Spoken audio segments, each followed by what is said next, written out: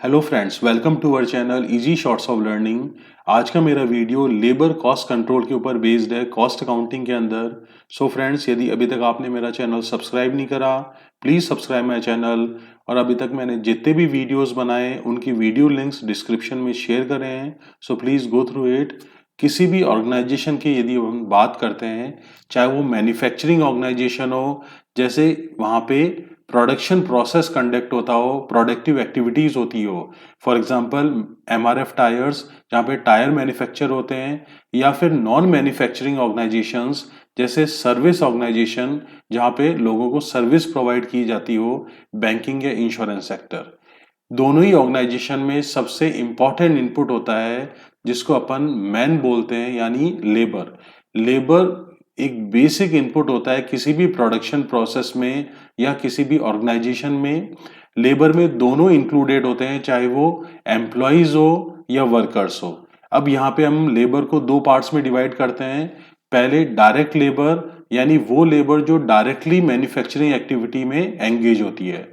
For example, हमारी यदि एक फर्म है जिसमें वुडन मैन्युफैक्चरिंग का काम होता है, वहाँ पे जो कारपेंटर वुडन फर्नीचर के अंदर एंगेज है, मैन्युफैक्चरिंग एक्टिविटी में एंगेज है, उसको हम डायरेक्ट लेबर बोलेंगे, क्योंकि वो डायरेक्टली प्रोडक्शन एक्टिविटी में इन्वॉल्व है। मगर दूसरे वर्कर्स या लेबर्स जो ऑफिस में काम कर रहे हैं, एचआर डिपार्टमेंट में काम कर रहे हैं, मार्केटिंग डिपार्टमेंट में काम कर रहे हैं, जो डायरेक्टली मैन्युफैक्चरिंग एक्टिविटी में इन्वॉल्व नहीं है मगर इनडायरेक्टली ऑर्गेनाइजेशन के काम में इन्वॉल्व है, उनको हम इनडायरेक्ट लेबर बोलते हैं। अब हम बात करते हैं लेबर को पेमेंट करते हैं जब, तो दो बेनिफिट्स देते हैं लेबर को। एक तो मॉनेटरी बेनिफिट्स, दूसरा non monetary benefits. Monetary benefits मतलब जिसके अंदर मनी इन्वॉल्व होता है, जैसे लेबर को कोई भी फर्म या कंपनी बेसिक वेजेस या सैलरी पे करती है, डियरनेस अलाउंस देती है, एम्प्लॉयर कंट्रीब्यूट करता है उसके प्रोविडेंट फंड में, बोनस दिया जाता है वर्कर को, पेंशन दी जाती है आफ्टर रिटायरमेंट, और रिटायरमेंट के टाइम पे ग्रेच्युटी दी जाती है। ये वो है बेनिफिट्स जो मनी से रिलेटेड है, मनी के फॉर्म में दिए जाते हैं। नॉन मॉनेटरी बेनिफिट्स का मतलब होता है, मान लीजिए अपनी फर्म या फैक्ट्री रिमोट एरिया में है, रूरल एरिया में है, जहाँ पे प्रॉपर फैसिलिटीज नहीं है, तो वर्कर्स को अट्रैक्ट करने के लिए कंपनी या फर्म उनको सब्सिडाइज फूड देती है, वर्कर्स को उनके लिए फ्लैट्स बना के देती है, हाउसिंग फैसिलिटी देती है, उनके बच्चों के लिए स्कूल्स बनाती है, या फिर एजुकेशन अलाउंस देती है, फैमिलीज के लिए मेडिकल फैसिलिटी प्रोवाइड करती है। और यदि लेबर को लोन की रिक्वायरमेंट है तो उनके लोन का इंटरेस्ट का पेमेंट भी एम्प्लॉयर खुद करता है, तो इंटरेस्ट फ्री लोन भी प्रोवाइड करते हैं। अब यहाँ पे कॉस्टिंग के अंदर जब अपन बात करते हैं लेबर कॉस्ट की, तो उसको बोलते हैं अपन मेथड्स ऑफ रेम्युनरेशन। दो मेथड्स होते हैं रेम्युनरेशन यानी पेमेंट करने के लेबर को। एक होता है टाइम बेसिस पे, जिसको हम टाइम रेट सिस्टम बोलते हैं। यहाँ पे जितना टाइम वर्कर ने ऑफिस में या फैक्ट्री में बिताया है, उसके बेसिस पे उसको पेमेंट किया जाता है। तो wages paid on the basis of time spent for production, production या ऑफिस में उसने कितना टाइम बिताया है। तो यहाँ पे फॉर्मूला होता है वेजेस का, टाइम टेकन यानी actual time into wage rate per our. यदि 1 घंटे की उसको 10 रुपीज मिलते हैं और उसने 10 आवर्स बिताए तो 100 रुपीज उसकी वेजेस हो गई। दूसरा मेथड होता है पीस रेट सिस्टम। इसमें होता है उसने कितने यूनिट्स मैन्युफैक्चर करे हैं। जैसे यदि यहाँ पे वो एक प्रोडक्ट को मैन्युफैक्चर करने के लिए हम उसे यदि 100 रुपीज देते हैं और उसने 6 प्रोडक्ट मैन्युफैक्चर करे हैं, तो उसकी टोटल वेजेस हो गई 600 रुपीज। वैसे ही वेजेस को कैलकुलेट करते हैं अपन पीस रेट सिस्टम में, wages paid on the basis of output और यूनिट्स प्रोड्यूस्ड, यानी कितने यूनिट्स उसने वर्कर ने बनाए हैं। यहाँ पे हम वेजेस का फॉर्मूला होता है नंबर ऑफ यूनिट्स, कितने यूनिट्स बनाए हैं, into wage rate per unit. यदि एक यूनिट बनाता है तो उसकी कितनी वेजेस होती है। एग्जांपल से समझते हैं दोनों मेथड को। Calculate wages under time rate system and piece rate system from the following data. एक वर्कर को स्टैंडर्ड आउटपुट कंपनी ने अलाउ करा है, एक दिन में उसको 16 यूनिट्स बनाने हैं, मगर एक्चुअल में उसने 12 यूनिट्स ही बनाए हैं। वेज रेट गिवन है ₹16 for a day of 8 hours. यदि वो एक दिन काम करता है, 8 घंटे काम करता है, तो उसकी वेजेस होती है ₹16। टाइम रेट सिस्टम में वेजेस का फॉर्मूला होता है wages equals to actual time into wage rate per hour. अब यहाँ पे वेज रेट अपन कैलकुलेट करते हैं हम, तो वेज रेट है एक दिन के उसको 16 रुपीज मिलते हैं और एक दिन में वो 8 घंटे काम करता है, तो वेज रेट पर आवर हो गई यहाँ पे 2 रुपीज। एक्चुअल टाइम उसने एक दिन में 8 घंटे काम करे हैं, तो एक्चुअल टाइम 8 आवर्स है, veg rate per our 2 rupees है, तो इसकी टोटल वेजेस हो गई 16 रुपीज। जब हम बात करते हैं पीस रेट सिस्टम में, तो यहाँ पे वेजेस का फॉर्मूला होता है number of units into wage rate per unit.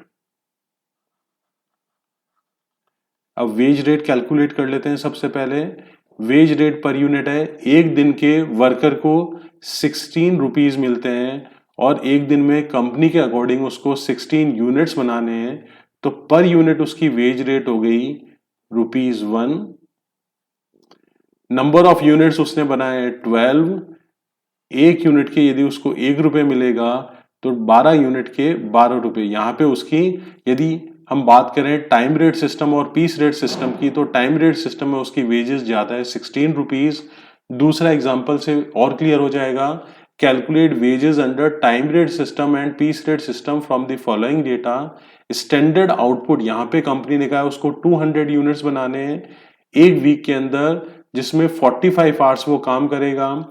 Veg rate per our, यदि वो 1 घंटे काम करता है तो उसकी वेजेस होती है 15 rupees. Time allowed to produce 1 unit, company ने उसे कहा है कि एक यूनिट बनाने में उसको 18 मिनट दिए जा रहे हैं। तो टाइम रेट सिस्टम में वेजेस का फॉर्मूला लिख लेते हैं पहले। Wages equals to actual time into wage rate per hour. Actual time 45 hours worker ने काम करा है और 1 घंटे के उसको 15 रुपीज मिलते हैं, तो इसकी टोटल वेजेस हो गई 675 रुपीज। पीस रेट सिस्टम में वेजेस का फॉर्मूला होता है नंबर ऑफ यूनिट्स, कितने यूनिट्स उसने बनाए हैं, into wage rate per unit, एक यूनिट बनाने में उसको कितना टाइम लगता है। वेज रेट कैलकुलेट कर लेते हैं। यहाँ पे वेज रेट 1 घंटे के अंदर उसको अपन पेमेंट करते हैं वर्कर को 15 रुपीज का, और 1 घंटे के अंदर 60 मिनट्स होते हैं, तो 1 मिनट का पेमेंट करेंगे वर्कर को। यदि वो 1 मिनट काम करता है तो 25 पैसे उसे मिलते हैं, और कंपनी ने उसे कहा है कि एक यूनिट बनाने में 18 मिनट लगते हैं, तो 25 इंटू 18 मिनट्स करते हैं, तो एक यूनिट का पेमेंट करेंगे वर्कर को 4.5 रुपीज, यानी ₹4.5। नंबर ऑफ यूनिट्स उसने बनाए 200 और एक यूनिट का पेमेंट 4.5 का कर रहे हैं, तो 200 यूनिट्स का पेमेंट हो जाएगा 900 रुपीज। ये इसकी टोटल वेजेस है। लास्ट वाले एग्जांपल में टाइम रेट सिस्टम में वेजेस ज्यादा आ रही थी, इस एग्जांपल में पीस रेट सिस्टम में वेजेस ज्यादा आ रही है। तो ऐसा नहीं है, अलग अलग मेथड में अलग अलग वेजेस हमारी ज्यादा आती है मेथड के अंदर। यहाँ पे कुछ मोटिवेटर्स और थिंकर्स ने कुछ ऐसे प्रीमियम प्लान लेके आए हैं वर्कर्स के लिए, इंसेंटिव प्लान लेके आए हैं जिसमें उनकी वेजेस इंक्रीज हो और कंपनी का प्रोडक्शन इंक्रीज हो, इनएफिशिएंट वर्कर एफिशिएंटली काम करे। इसके लिए टाइम रेट सिस्टम में जो इंसेंटिव प्लान्स हैं वो दिए हैं Halsey premium plan, Rowan premium plan, Halsey Weir plan, Emerson efficiency plan और बेडेक्स पॉइंट प्लान। जब हम बात करते हैं पीस रेट सिस्टम की, तो यहाँ पे 2 प्लान है, Taylor system and Merrick system, और अदर प्लान्स में Gantt task and bonus plan and group bonus plan, जहाँ पे एक साथ बहुत सारे वर्कर्स काम करते हैं और उनका जो बोनस है वो एक साथ डिसाइड होता है। तो उस केस में कैसे कैलकुलेट करेंगे बोनस को और टोटल वेजेस को, नेक्स्ट वीडियो में अपन समझेंगे। हाल से प्रीमियम प्लान और रोवन प्रीमियम प्लान क्या होता है और उसमें वेजेस का कैलकुलेशन अपन कैसे करते हैं।